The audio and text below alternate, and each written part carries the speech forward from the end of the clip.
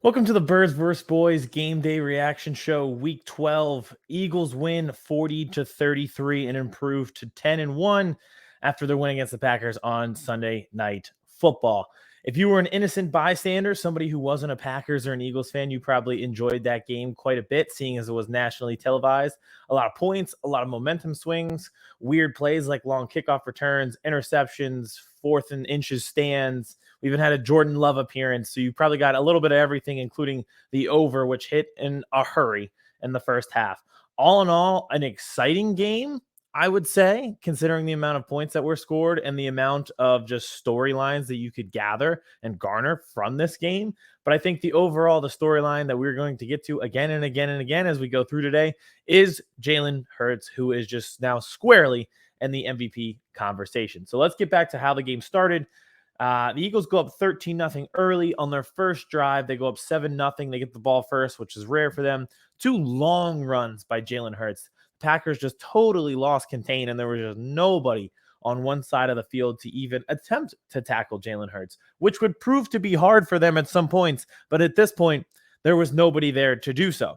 So he had 2 carries for 52 yards on the first drive. They score in a hurry with a touchdown. And then again, an interception right away, and they go right back down in a Miles Sanders touchdown, which was awesome to see that the ground game was working. It's 13-0 in the first quarter, turnovers on by your defense, points by your offense, and you're thinking, all right, we are going to cruise. And then they were down 14-13 in what felt like no time at all. The Packers went right down the field. A.J. Dillon came alive for one night and one night only.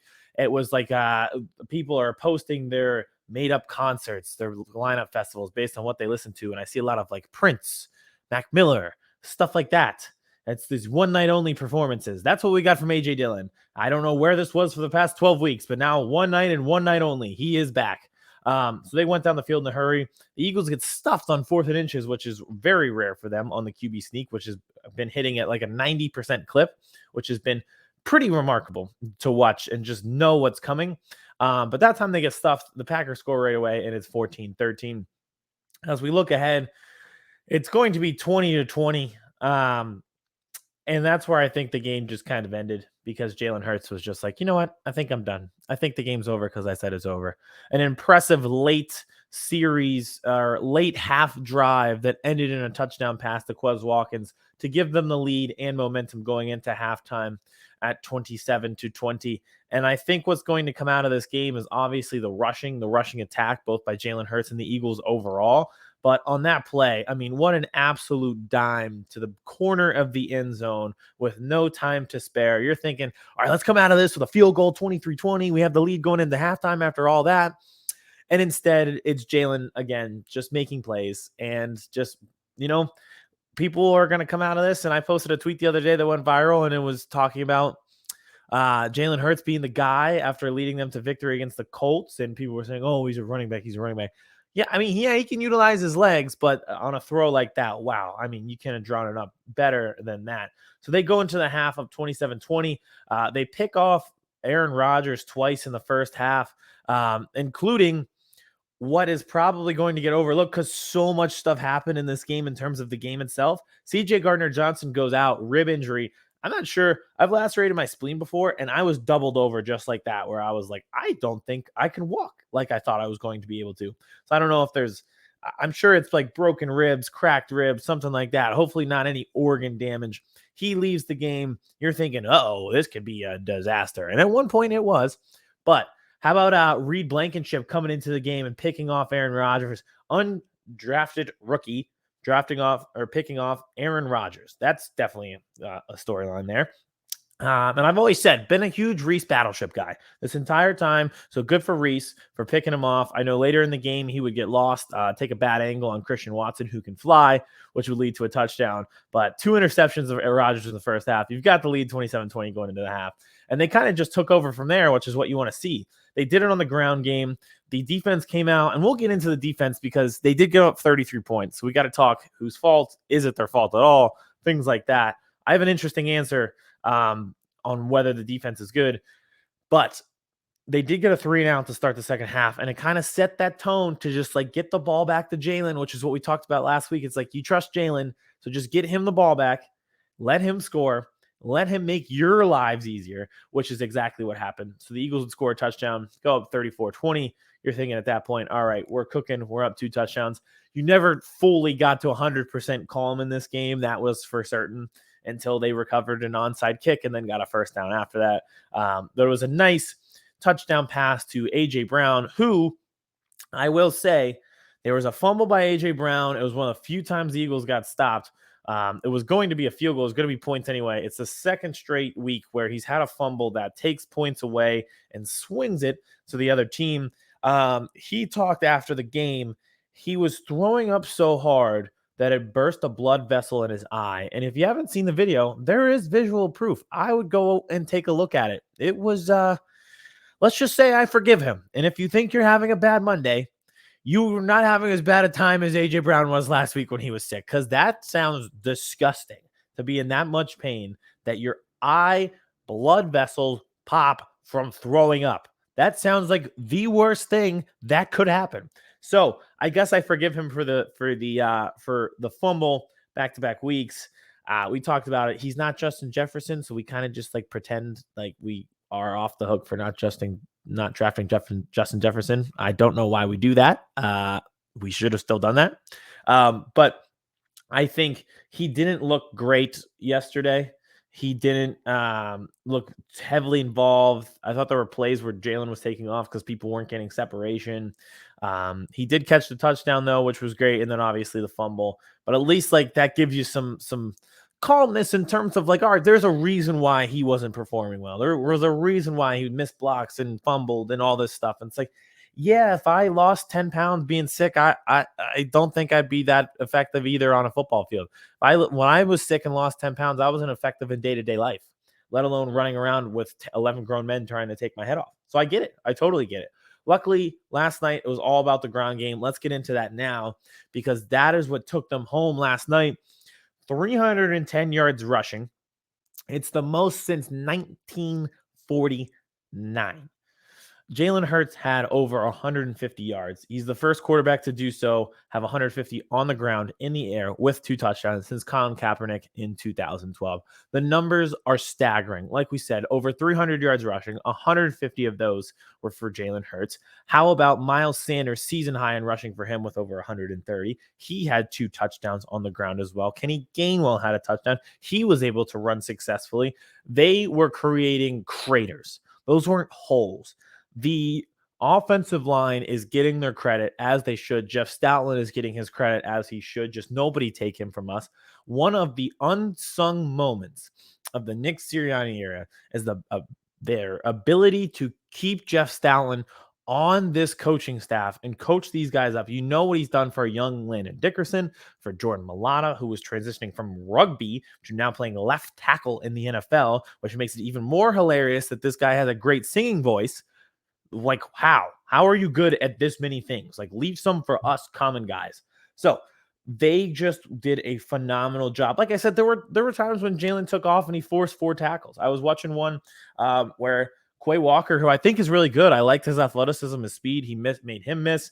He made Jair Alexander miss. And then Rudy Ford was just desperately trying to push him while he was out of bounds. So all in all, just it was crazy to me. Just the amount of holes that they were able to open up for all 3 running backs. They filtered them through. They were able to, in times when they knew that they were going to run the ball, like there at the end of the game, and still ran it effectively. It was like quite the opposite of the Washington game, where they were behind on time of possession. They were behind on plays run. And you look up, and the Eagles had run at one point towards the end of the game. They had run 71 plays. The Packers have run 42, and they just kind of dominated. They dominated the line of scrimmage. It set up Miles Sanders. It set up Jalen Hurts. And it was, honestly, that was really fun to watch. It just feels great to just overpower somebody. And that is the 2 greatest things is like, yeah, you feel good about that offensive line. And most importantly, you feel good about Jalen.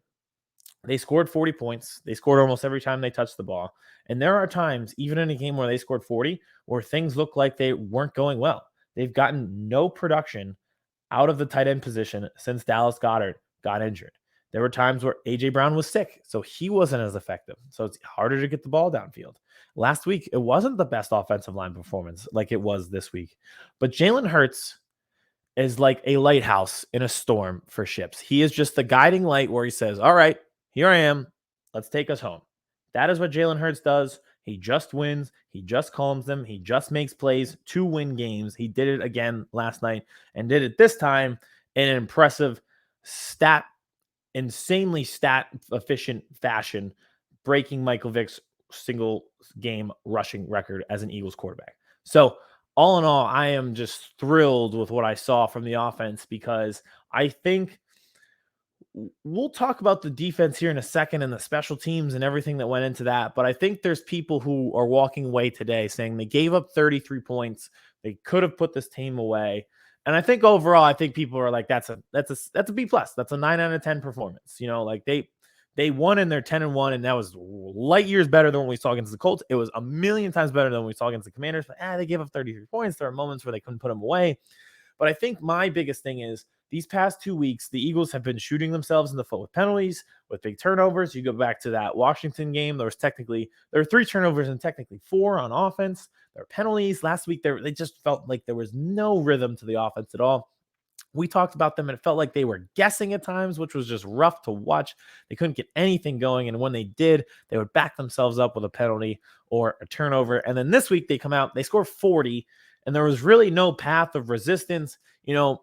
They had, I think, one punt one time where they were stopped on that fourth and inches, and then the A.J. Brown fumble. And aside from that, they just scored all the time.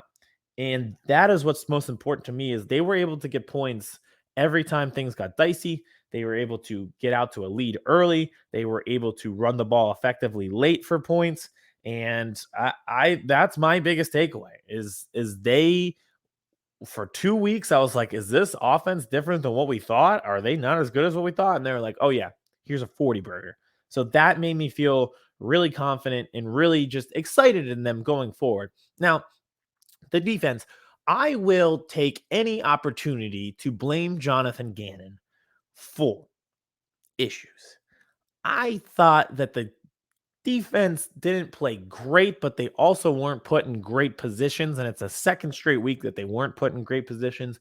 Our special teams just feels like it's lining up. And it's ironic that we played the Packers because it feels like we're lining up for a playoff game where the special teams just screws us. Because you remember last year, the Packers just constantly blocked punts, just returns. Like their special teams was historically awful. Well, the Eagles might not be historically awful, but think about how many long kickoff returns there were for the Packers in this game, where the Packers were getting the ball at the 50-yard line. I mean, it was kind of ridiculous, to be honest with you. I mean, we had a missed extra point. Luckily, they recovered the onside kick. That would have been the next thing. They've gotten no production out of the punt return game this year. It just doesn't feel like this special teams is a plus on this team. And it was definitely a minus on Sunday night. And it set the Packers up in good positions. So the defense was kind of like, I don't think they played remarkably well, but they also weren't put in good positions by the special teams. And it's just like, that's a small detail that becomes a big detail when you start to play the 49ers, like we saw last year, 49ers Packers, or even a good Cowboys team. It was a great defense who probably isn't going to let you score 40. So I'm just like not sold on the special teams.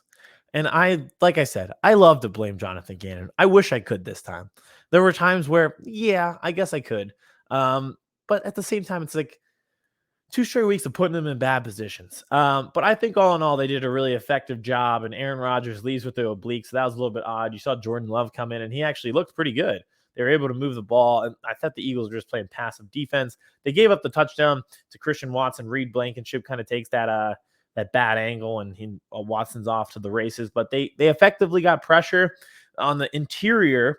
This is big. It leads us to looking ahead to next week. The snap count, it was pretty much even between Fletcher Cox, Linval Joseph, Javon Hargrave.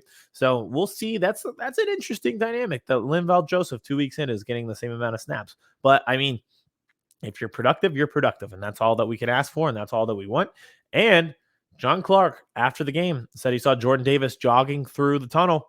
He is able to come off of IR this week. It could not come at a better time. If there was one game that I would like Jordan Davis for, it would be playing against the Titans at home with Derrick Henry coming to town. So hopefully he is activated this week, and all of a sudden, then you have Sue, Linval Joseph, Hargrave, Cox, and Jordan Davis. So that allows you some depth there on the interior in a time where you will need it the absolute most. Another big game on deck against the Titans, who fell yesterday but still remain ahead in their division at 7-4. It's tough because it's Derrick Henry. So 10-1, they did their job, and it was important.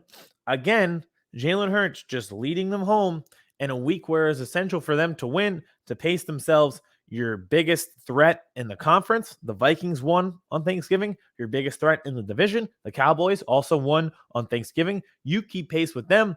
You are still ahead in both the division and in the conference. And this is kind of a crucial stretch of the schedule leading up to Christmas Eve. So I know the Packers are down this year, but it's still Aaron Rodgers, and they were fighting for their playoff life. So luckily, we were able to take that over, win, and then we move on again to the Titans and just keep winning. You know, if you keep winning, it doesn't really matter what the Vikings and the Cowboys are doing. If they win, and if they win, no matter which way they win, the Eagles control their own destiny with stuff like this if they just keep winning. And I'm just so happy for Jalen, for the offensive line, for like people like this to, at the end of the game, to be getting credit and to be watching Jason Kelsey get a game ball and see Jalen Hurts pat him, and just it feels good. I'm excited, and it was exciting to see the offense just kind of take it to them, overpower them. Great holes for the running backs, for Miles Sanders to come alive, for Jalen Hurts to have an MVP moment. It was awesome. So great win for the Eagles, 10-1 now on the season. Titans on deck. Crucial stretch of the schedule, because after that, it'll be 3 straight road games leading into Christmas Eve with the Cowboys. Make sure to subscribe. We'll have another full podcast this week, another guest coming up. We've had a few of those. And then follow us on TikTok as well, Power Rankings. There might be some shape-shifting in the Power Rankings this week. Birds vs. Boys Pod on both of those, as well as on Twitter. So we will see you later this week to preview Week 13.